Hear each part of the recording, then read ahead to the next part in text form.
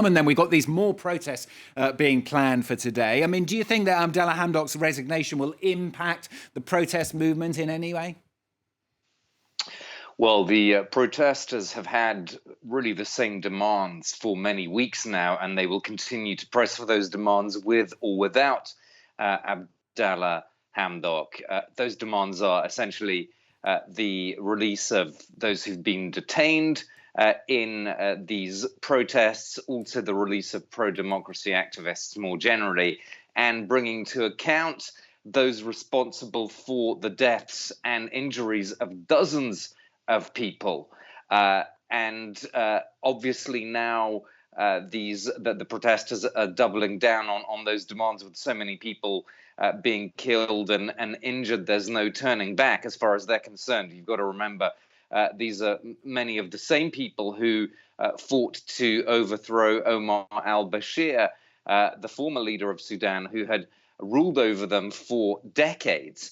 So this has been a very, very long path towards trying to achieve democracy. The protesters were given that promise of full civilian rule back in 2019, and what they see now is a major backsliding, almost the return to the past. So this is what they're going to be pushing back against today and presumably over the next few weeks. Of course, Abdallah Hamdok was trying to do something to get the civilian transition back on track. But of course, a lot of the protesters were very skeptical about his role and his ability to achieve that. So with or without his presence on the political scene, they will be pressing ahead with those same demands. Armen, though, does the military have any incentive at all, really, to relinquish any power here?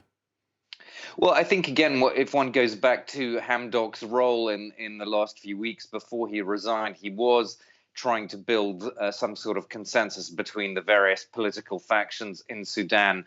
The fact that he's resigned leaves the possibility of more fragmentation between those political forces, which does in turn perhaps offer the opportunity for the military to grab more power. So that's one scenario that's been suggested by various analysts. But I think you've got to set against that.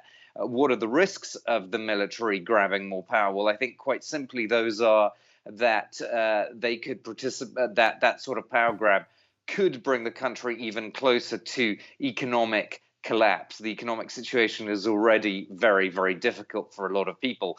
So there is an incentive in a way for the military to bring in a civilian leader or a technocrat to try to reset this transition and to have somebody who will try to renegotiate aid with foreign donors and help to stave off total economic collapse. But we'll have to see whether the military take that path.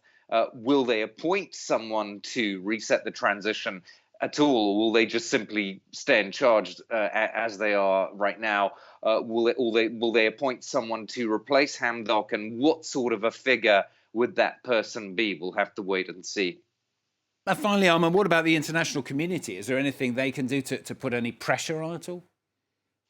Well, the US has taken a lot of interest in this situation, where there have been numerous statements from US officials since Hamdok's resignation, particularly saying that the different political parties in Sudan should work together to set aside their differences. The U.S. State Department also, the U.S. Senate Foreign Relations Committee also saying that the Sudanese military should get out of the way. But at the moment, it's all at the level of they should do this, they should do that. So the U.S. has not really decided exactly what it will do, but it sounds like they're putting conditions on the unfreezing of aid. The U.S. froze aid back in October.